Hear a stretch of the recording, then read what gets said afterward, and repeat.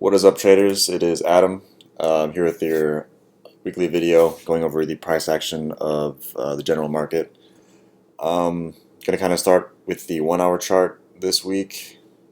Going to start with this channel that I've been drawing for the past two weeks or so. And there we go. So, if you remember last week, we actually were just breaking out of this channel. Going into the beginning of this week. And what I said in that video was we were expecting, I think we were right around here, so that if we continue out of this cloud, then we're expecting to, we would expect a retest of the channel and of the cloud, and we got that we just nailed that exactly. So that would have been an ideal place to get long, and we shot up 50 points from there. So that was a good call. That was it's good to see stuff work out the way it's supposed to. And one reason I like the S&P so much is because oftentimes it does work out the way it's supposed to, as far as technicals are concerned. Whenever there's not any special news or anything like that that comes out. So cool to see that. Again, this is the 1 hour chart, so should have had this channel drawn for a while now. So now that we're done with that channel, there we go. Done with that. So the entire week we were supported by the 1 hour cloud.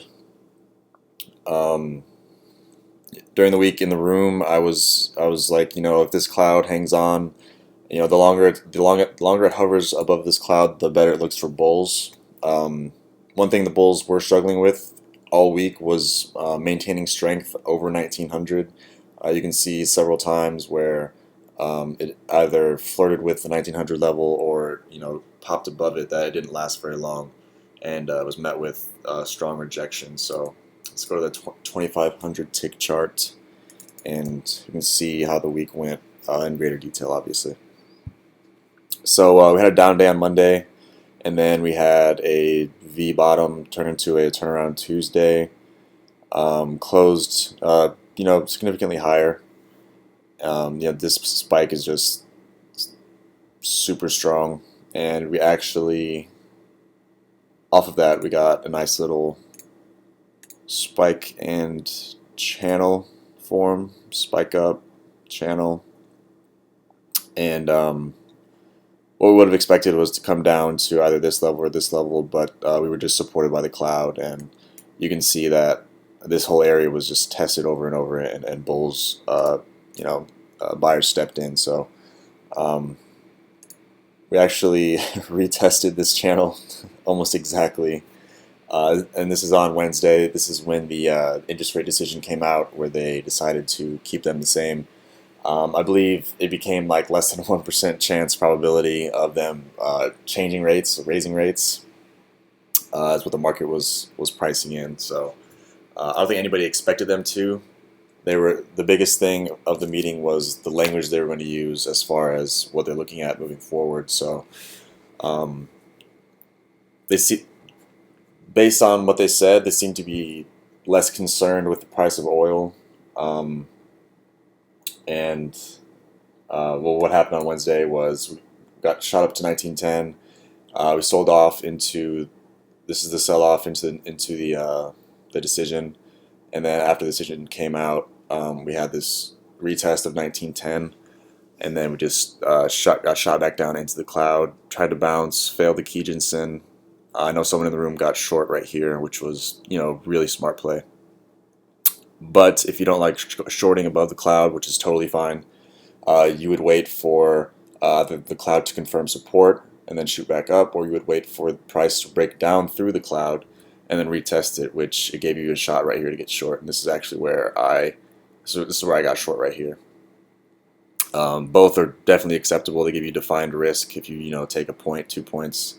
Usually off the Kijinsen, I usually like to give myself 1.5. With the cloud, I'll give myself maybe a point outside of it. So either trade would have worked, or if you got short here and then added here, or covered here and added here, either way, You're playing the cloud the way it's supposed to be played, but um, really cool to see channels, doing work the way they're supposed to. So that just wanted to point that out as well. Going into Thursday, you can see how choppy we got. Price still respected the cloud, and then once it just started doing all this tight range consolidation stuff, um, I didn't like after all this. I was done. I think I got short right here on the second try, and that was about it for Thursday. So into Friday, if you remember last Friday, we had the this drift upwards, and usually on Fridays we expect to sell off, but the past 2 Fridays we've had this sort of just gentle glide upwards, and then this week on Friday the MOC order was 4 billion to buy. So if you haven't heard about central banks, they can invest their money in whatever they want to, right? So if you want to look up something educational to read up on the Bank of Japan and them investing in the E-mini S&Ps.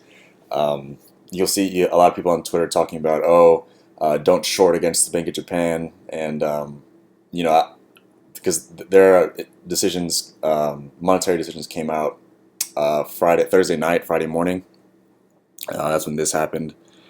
It actually adopted a negative interest rate policy for the first time ever, and so the yen shot up, or the dollar shot up against the yen also, and then you saw the the Asian markets do the same sort of spike up.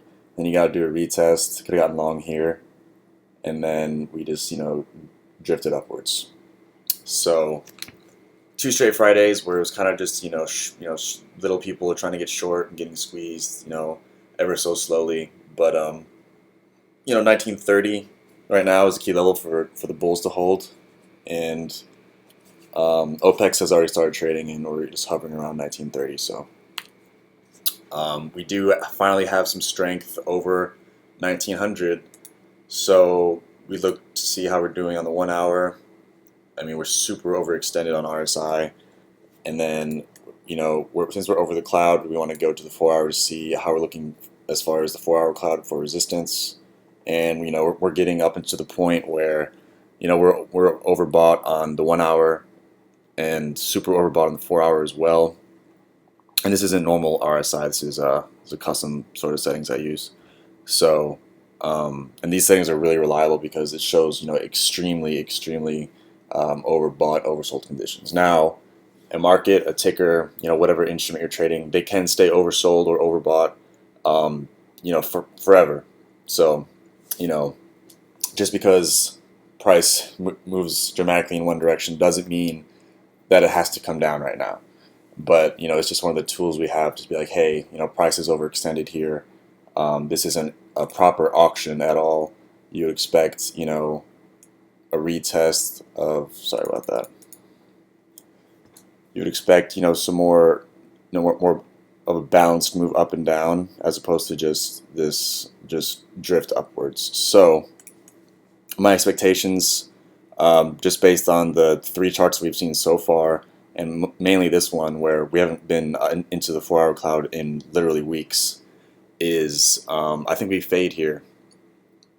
Last Friday, whenever we had this little spike up, let's see here, we had this drift up, and then in Sunday night and then into Monday we just had this big fade, and that's when we retested the channel and the cloud. So just based on the charts and last Friday and going into this week, the big fade we had, I'm expecting us to fade a little bit here.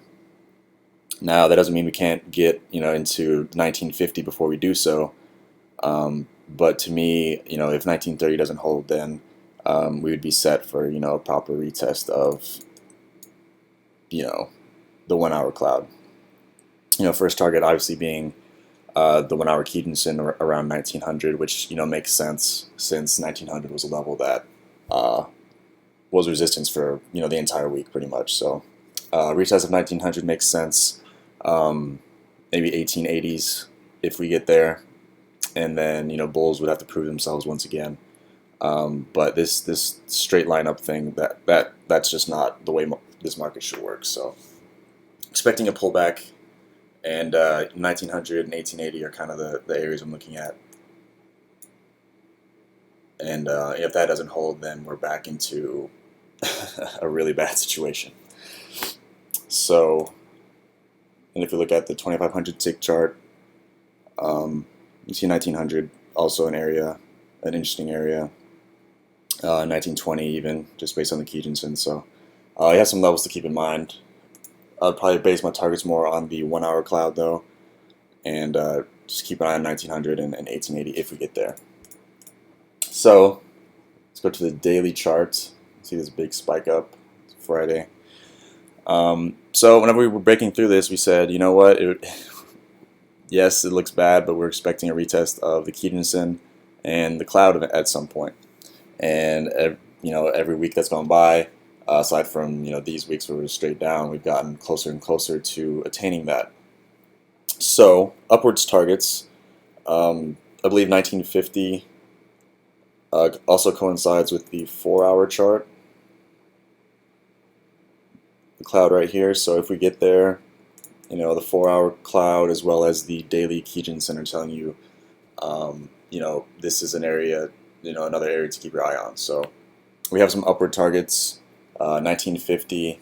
If we, clear that and then retest and keep going forward, then the next we can start talking about 2000 possibly being on the table, or 1975, then 2000, just kind of move up in 25-point increments based on previous important levels. So 1950, 1975, 2000, above us, below us, 1900, 1880, and it's just all going to depend on tonight's session. I expect a fade, but if we don't, then we have some levels to keep in mind.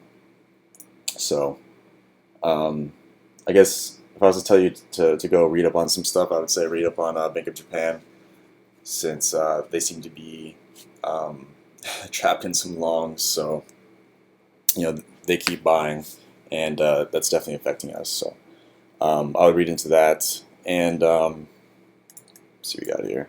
We're moving into, this is the weekly chart, moving up to the top of the cloud after we bounced, and the weekly Kijun-sen's around 1970, so kind of coincides with the 1975 level we had, I just mentioned. So 1950s around the top of the cloud. So 1950, 1975, 2000 above us, like I said before, and then 1900 and 1880 are the key levels to watch below. So like I've said before, yeah, you can have your bias like underneath. Like, it's good to have a fundamental bias, an idea, an educated idea of what you think the market should be doing. But as much as fundamentals are important, you don't have a trade unless you have a technical edge. Like if I'm super bearish on the market right now, I'm not going to go shorting at 1851 right now.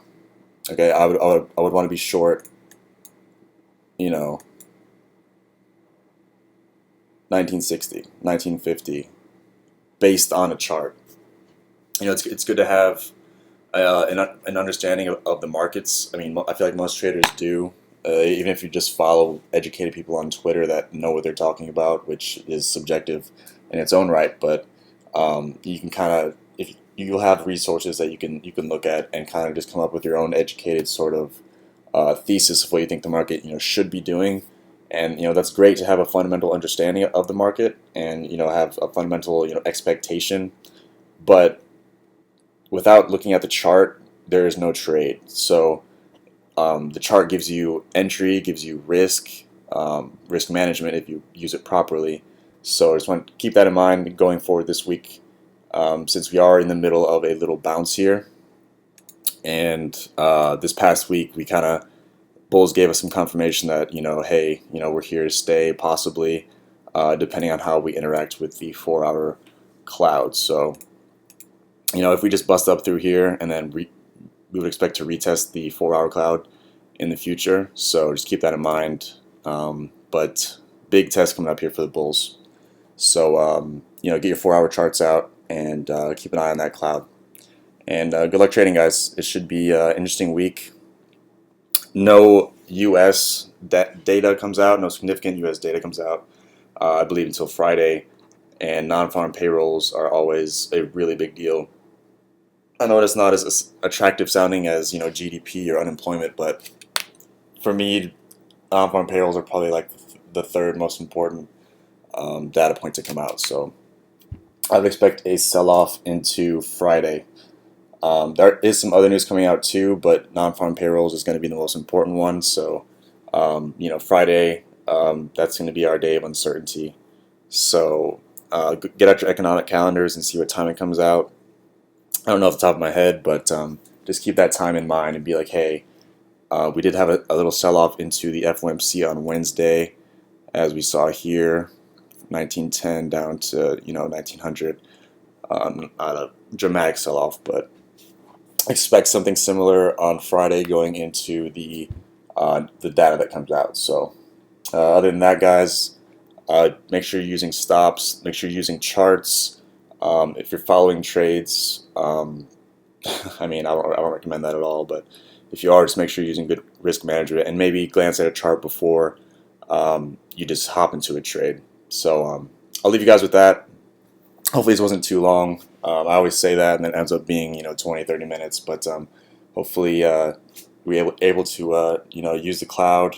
You can see that all week the cloud was just nailing entries.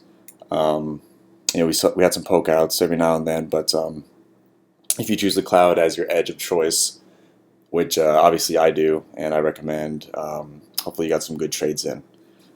So I'll leave it like that, guys. Good luck this week, and I'll see you guys in the next video next weekend.